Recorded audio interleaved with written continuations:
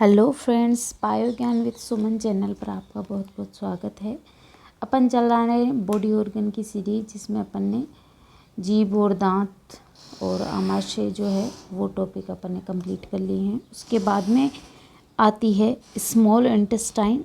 तो small intestine आमाशय के just attach part है, जिसमें 3 अलग अलग टाइप के पार्ट्स होते हैं जो आगे अपन देखेंगे। तो उसकी संरचना की बात करते हैं तो संरचना उदर गुहा में पाई जाती है। कहाँ पर? एब्डोमिनल कैविटी में प्रेजेंट होती है। एंडोडर्म से फॉर्म्ड होगी और आहार नाल जो है उसका सबसे लंबा भाग है वो छोटी आंत होती है, जो मिजेंट्रीज के द्वारा बनी होती है। जेजुनम तथा इलियम में पाए जाने वाले सर्कुलर और स्पाइरल फोल्ड को कर्करिंग फोल्ड कहते हैं तथा वोल्वुली कॉन्वेंटिस कहते हैं। आंत में अंगुली जैसे छोटे छोटे उभार होते हैं, जिन्हें अपन विलाई कहते हैं। ये अंदर की सतह की क्षेत्रफल को 8 गुना बढ़ा देते हैं ताकि जो एब्जॉर्प्शन है वो आसानी से हो सके। मनुष्य में छोटी आंत का पिछला भाग बड़ी आंत में इलियोसिकल वॉल द्वारा खुलता है, जबकि खरगोश में इलियोसिकल वॉल तथा सैक्युलेट जो रोडेंट्स में दोनों में पाए जाते हैं। अब इसके भाग कौन कौन से हैं, तो इसके भागों की बात करें तो देखिए 3 भाग हैं। अग्रभाग होगा मध्य और पश्च। अग्रभाग को ड्यूडेनम बोलते हैं, मध्य को जेजुनम और लास्ट को इलियम भाग बोलते हैं। ड्यूडेनम है वो 25 सेंटीमीटर लंबी है और यू आकार होता है, यू शेप्ड का आकार होता है। जब ये आमाशय से निकलती है तो इस टाइप से क्या होती है, ये स्ट्रक्चर है वो फॉर्म करती है आमाशय के बाद में। अब जेजुनम की बात करें तो ये जो है वो 4 सेंटीमीटर चौड़ा होता है। दीवार मोटी तथा अत्यधिक संवनी है। विलाई मोटे तथा जीभ के आकार के होते हैं। इसमें प्लीकी जो है फोल्ड वो ज़्यादा डेवलप होते हैं। पेयर्स पैचेज है वो इसमें एब्सेंट होते हैं। नेक्स्ट जो इलियम भाग है वो 2 मीटर लंबा होता है और 3.5 सेंटीमीटर क्या होता है, ये चौड़ा होता है। दीवार पतली तथा कम संवली होती है। विलाई भी पतले होते हैं और अंगुली के आकार के होते हैं। इधर विलाई जो जेजुनम में है वो मोटे होते हैं। नेक्स्ट इसमें ह्यूमन इंस्टेंट वो जो इंटेस्टाइन है वो आप देख रहे हैं। तो इसमें सबसे पहले क्वेश्चन आता है कि जो स्मॉल इंटेस्टाइन है वो अगर इतनी लंबी है फिर भी अपन उसको स्मॉल क्यों कह रहे हैं, और जो बड़ी आंत है वो इतनी बड़ी है नहीं, मतलब उसकी लेंथ कम है फिर भी अपन इसको बड़ी आंत बोलते हैं। तो ये होता है जो ये स्मॉल इंटेस्टाइन और लार्ज इंटेस्टाइन है, इनके जो डायामीटर, इनके जो व्यास पर इनका नाम है वो रखा गया है। स्मॉल इंटेस्टाइन का व्यास है वो कम होगा, जबकि लार्ज वाले का जो व्यास है वो ज़्यादा होता है। नेक्स्ट अगर बात करें इनकी हिस्टोलॉजी की, तो हिस्टोलॉजी में अपन देखते हैं कि इसमें सिरोसा है वो सबसे बाहरी परत होगी और अंदर जो है अरेखित और अनैच्छिक पेशियाँ होती है, जिसे अपन ने स्टमक में बात की थी। इसकी एपिथेलियल जो सामान्य कोलमनर जो कोशिकाएं हैं उपकला उत्तक की, उसकी बनती है। अंदर की ओर बहुत सारे ब्रुश जैसे विलाई भी होते हैं, कुछ माइक्रोविलाई भी होते हैं। माइक्रोविलाई हो या विलाई, मेन उनका काम क्या होता है, सरफेस एरिया को बढ़ाकर एब्जॉर्प्शन में उसकी हेल्प करना। इसमें लंबवत वलन पाए जाते हैं, जिन्हें कर्करिंग फोल्ड या वलन कहते हैं अथवा वोल्वुली कॉन्वेंटिस बोलते हैं। इसमें पाई जाने वाली गोबलेट कोशिकाएं जो है वो म्यूकस सीक्रेट करेगी। एपिथेलियल स्तर तथा लेमिना प्रोपिया के मध्य अंडाकार गोल लिम्फेटिक जो है टिश्यूज, उनका ग्रुप प्रेजेंट होता है, जिसे अपन पेयर्स पेच बोलते हैं। ये लिम्फोसाइड का फॉर्मेशन करते हैं। ब्रूनर्स या ड्यूडेनियल ग्रंथियाँ बहुकोशिकीय म्यूकस ग्रंथियाँ हैं जो ड्यूडेनम में पाई जाती है और म्यूकस का सिक्रेशन करती है। इसके अलावा यहाँ पर विशिष्ट प्रकार की एरोगायरोफिल जो सेल्स है वो भी प्रेजेंट होती है।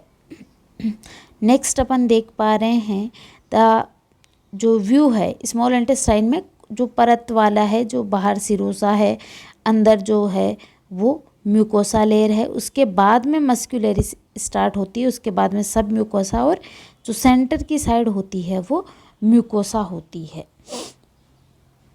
ये जो है वो एनलार्ज व्यू है किसका, जो कि इंटेस्टाइनल जो ग्लैंड होती है या फिर उसमें सेल टाइप होती है कि भाई सब म्यूकोसा में और म्यूकोसा में कौन कौन से टाइप्स के जो पेयर्स पेचेस बनते हैं, सहवनी कैसे होता है, तो इस प्रकार की चीज़ें हैं। अब छोटी आंत की जो ग्रंथियां हैं, छोटी आंत की जो ग्रंथियां हैं उसके बारे में देखिए।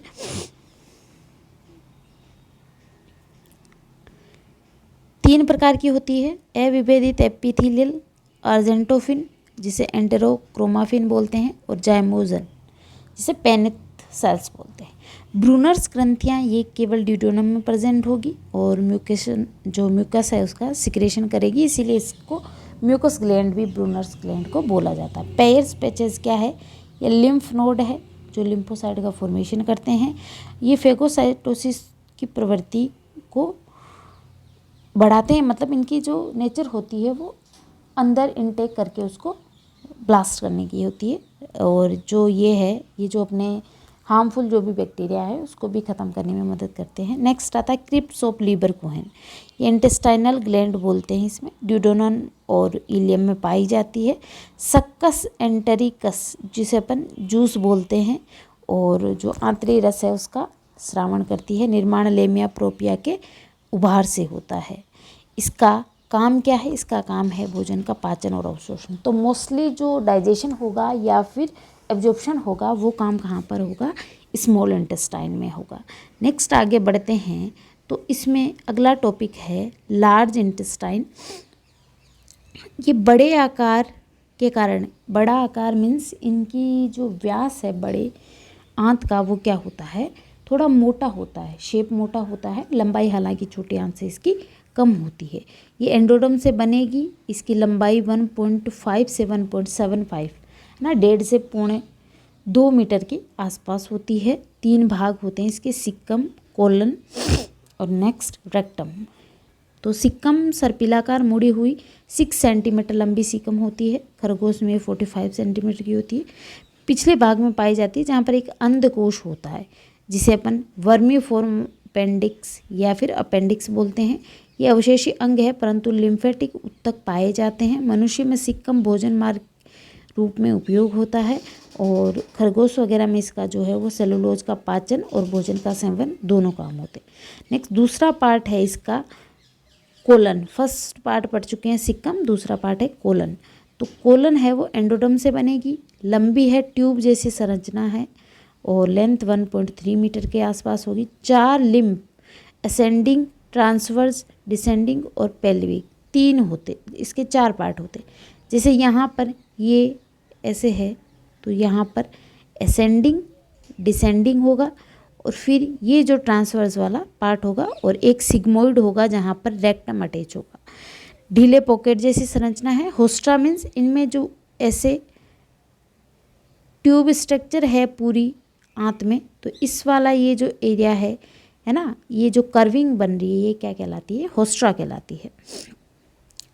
नेक्स्ट इसमें कोलन अपचित भोज्य पदार्थों में उपस्थित 5% जो पानी है, लवण है, विटामिन आदि का क्या कर देता है, एब्जॉर्प्शन कर लेता है और मल के निर्माण में भाग लेता है। कोलन में बैक्टीरिया विटामिन B12 एवं K+ आयनों का जो है सिंथेसिस भी करते हैं।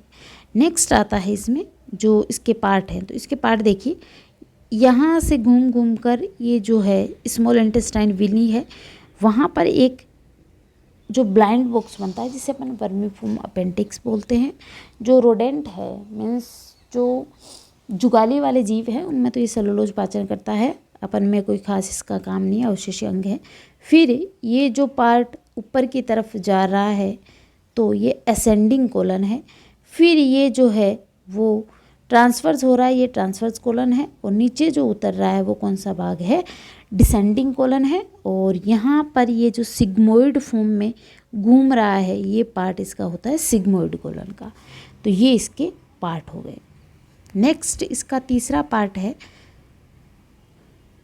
रेक्टम। रेक्टम मनुष्य में एक छोटी ढीली बैग जैसी संरचना होती है, जबकि खरगोश में बड़ी गांठदार हो सकती है जो मल का कलेक्शन या संग्रहण करती है। रेक्टम की दीवार में स्पिक्टर पेशियाँ होती है जो आंत जो जब मल से वो पूरी फिल हो जाती है तो अपन के ब्रेन को मैसेज भेजने के लिए मल त्याग की इच्छा होने के द्वारा ये बंद हो जाती है।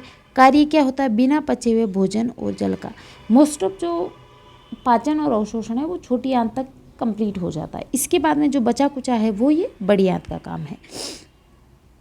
इसके बाद में जो अपना डाइजेस्टिव सिस्टम है वो एंड की तरफ जैसे बढ़ता है तो वहाँ पर मल गुहिका या मल द्वार होता है।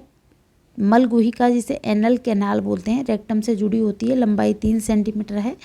मल द्वार या एनस आहार नाल का अंतिम भाग है। इसमें अनैच्छिक स्फिंक्टर और बाह्य ऐच्छिक स्फिंक्टर एक जो कंट्रोल या लिमिट फॉर्म में क्या कर सकते हैं, उसका कंट्रोल कर सकते हैं, अन्यथा वो कंट्रोल है वो नहीं होगा।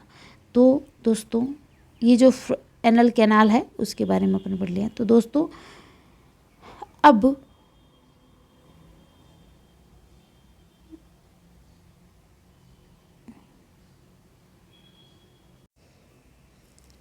धन्यवाद दोस्तों आपका बहुत बहुत।